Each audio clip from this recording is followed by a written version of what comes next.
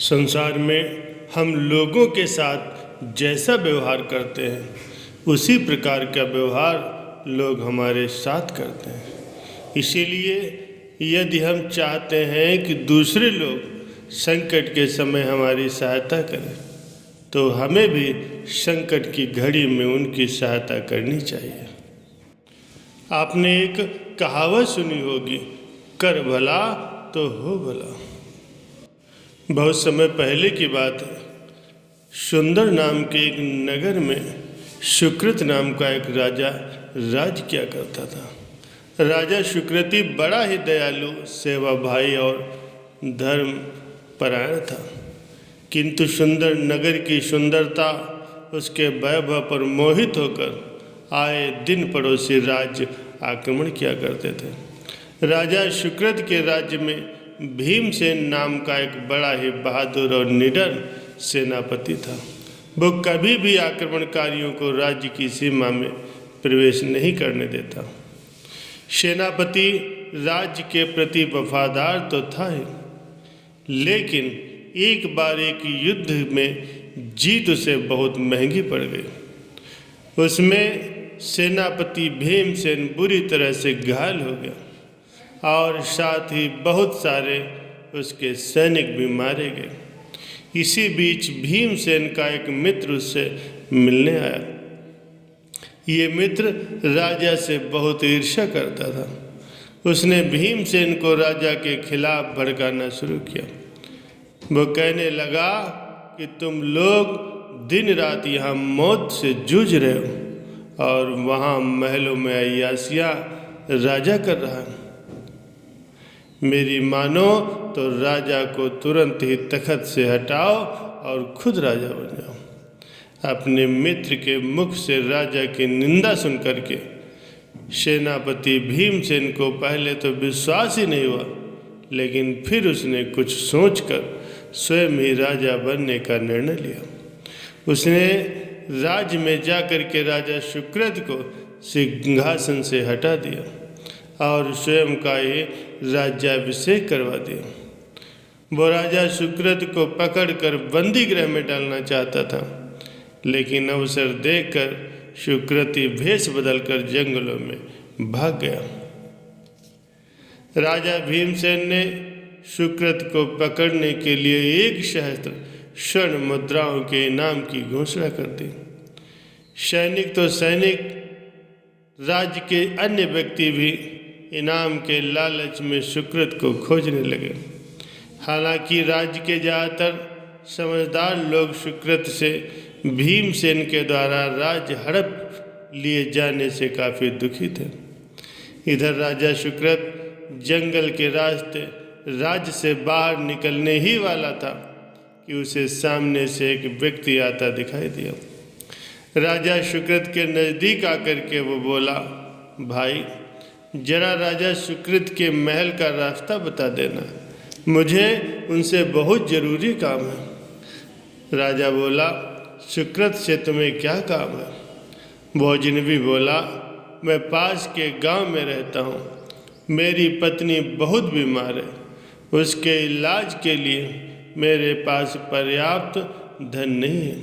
मैंने सुना है राजा सुकृत बहुत दयालु है, कोई भी दीन दुखी उसके महल से खाली हाथ नहीं जाता।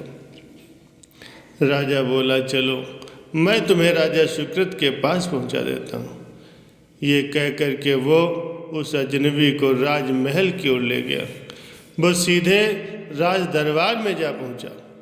राजा सुकृत को स्वयं वापस आया देखकर सभी सभासद अचंभित हो उठे।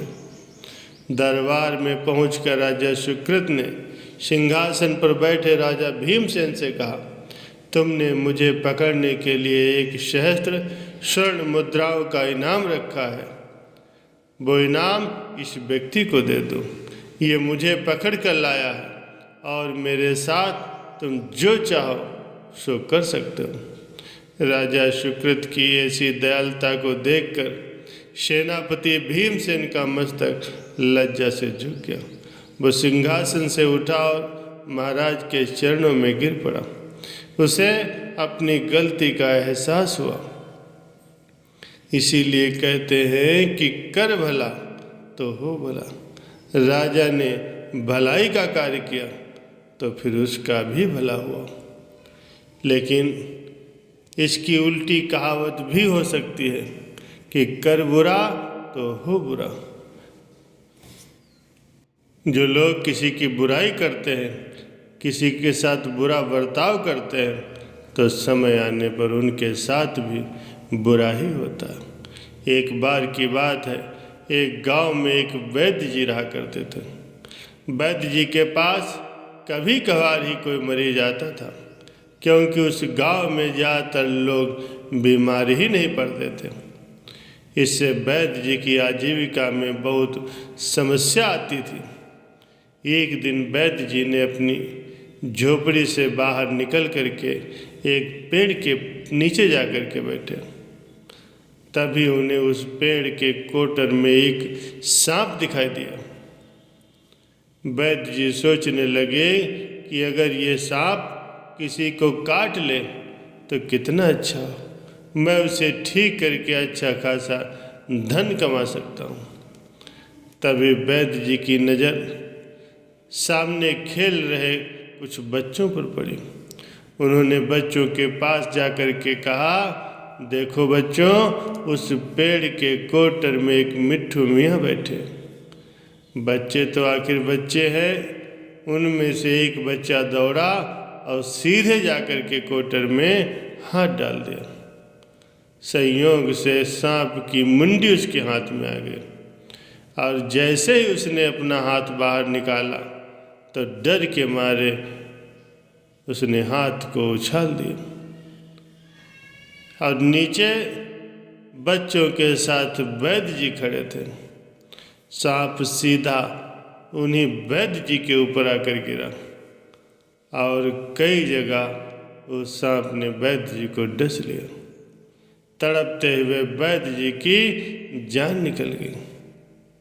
प्यारे सज्जनों, इसीलिए कहते हैं कि कर बुरा तो हो बुरा।